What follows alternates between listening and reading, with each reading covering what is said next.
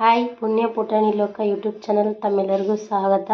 ಇವತ್ತು ನಾವು ಒಣ ಅವರೆಕಾಳಲ್ಲಿ ಹುರಿದ ಅವರೆಕಾಳು ಸಾರು ಮಾಡೋದು ಹೇಗೆ ಅಂತ ನೋಡ್ಕೊಬರೋಣ ಬನ್ನಿ. ಮೊದಲಿಗೆ ಒಂದು ಬಾಣಲಿ ಇಟ್ಕೊಂಡು ಬಾಣಲಿ ಬಿಸಿಯಾದ ನಂತರ ಈ ಅವರೆಕಾಳು ಹಾಕೊಳ್ಳೋಣ. ಈ ರೀತಿ ಹುರ್ಕೊಳ್ಳೋಣ. ಚಟ್ಪಟ್ಟನವರೆಗೂ ಹುರ್ಕೊಂಡ್ರೆ ಸಾಂಬಾರು ತುಂಬ ಚೆನ್ನಾಗಾಗುತ್ತೆ.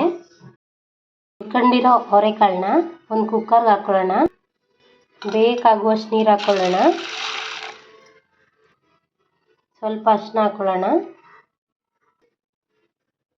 ಕುಕ್ಕರ್ ಲಿಡ್ ಮುಚ್ಚಿ 2 ವಿಜಿಲ್ ಹಾಕ್ಸ್ಕೊಬರೋಣ. ಮಸಾಲೆ ರುಬ್ಕೊಳ್ಳೋಕ್ಕೆ ಪದಾರ್ಥ ತೋರಿಸ್ತಾ ಇದ್ದೀನಿ. ಇಲ್ಲಿ ಈರುಳ್ಳಿ, ಟೊಮೊಟೊ, ಒಂದು ಅರ್ಧ ನಿಂಬೆಹಣ್ಣು ಗಾತ್ರದಷ್ಟು ಹುಣಸೆಹಣ್ಣು, ಕೊತ್ತಂಬರಿ ಸೊಪ್ಪು, ಬೆಳ್ಳುಳ್ಳಿ, ಕಾಯಿ, ಸಾಂಬಾರು ಪುಡಿ ಇದೆಲ್ಲ ನಾವು ಈಗ ಒಂದು ಮಿಕ್ಸಿ ಜಾರ್ಗೆ ಹಾಕ್ಕೊಂಡು ರುಬ್ಕೊಳ್ಳೋಣ. ಹುಣಸೆ ಹಣ್ಣನ್ನ ಸ್ವಲ್ಪ ನೀರಲ್ಲಿ ನೆನೆಸಿಟ್ಕೊಳ್ಳೋಣ. ಈಗ ಸಾಂಬಾರು ಮಾಡ್ಕೊಳ್ಳೋಕ್ಕೆ ಒಂದು ಪಾತ್ರೆ ಇಟ್ಕೊಂಡು ಪಾತ್ರೆಯಲ್ಲಿ ಎಣ್ಣೆ ಹಾಕೊಳ್ಳೋಣ.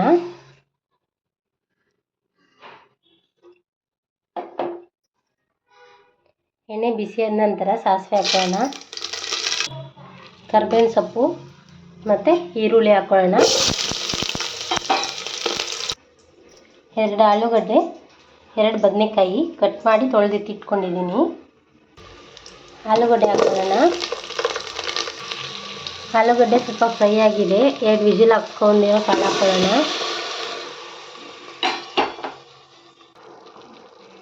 ಈಗ ಕಾಳು ಮತ್ತು ಆಲೂಗಡ್ಡೆ ಕುದೀತಾ ಇದೆ. ಅದಕ್ಕೆ ಈಗ ಬದನೆಕಾಯಿ ಹಾಕೊಳ್ಳೋಣ. ಬದನೆಕಾಯಿ ಹಾಕ್ಕೊಂಡು ಒಂದು 10 ನಿಮಿಷ ಬೇಯಕ್ಕೆ ಬಿಡೋಣ. ಬದನೆಕಾಯಿ ಅರ್ಧ ಬೆಂದಿದೆ. ಈಗ ರುಬ್ಕೊಂಡಿರೋದು ಹಾಕೊಳ್ಳೋಣ ಮಸಾಲಾನ.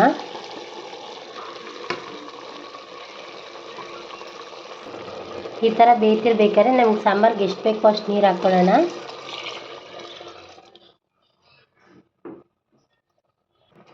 ಈಗ ಸಾಂಬಾರ್ಗೆ ಎಷ್ಟು ಬೇಕೋ ಅಷ್ಟು ಉಪ್ಪು ಹಾಕ್ಕೊಳ್ಳೋಣ.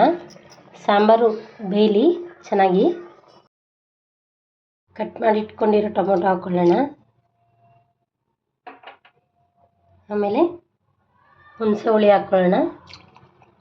ಒಂದು ಕುದಿ ಬೇಯಿಸ್ಕೊಂಡ್ರೆ ಸಾಂಬಾರು ರೆಡಿಯಾಗುತ್ತೆ. ನೋಡಿ, ರುಚಿಕರವಾದ ಹುರಿದ ಅವರೆಕಾಳು ಸಾರು ರೆಡಿಯಾಗಿದೆ.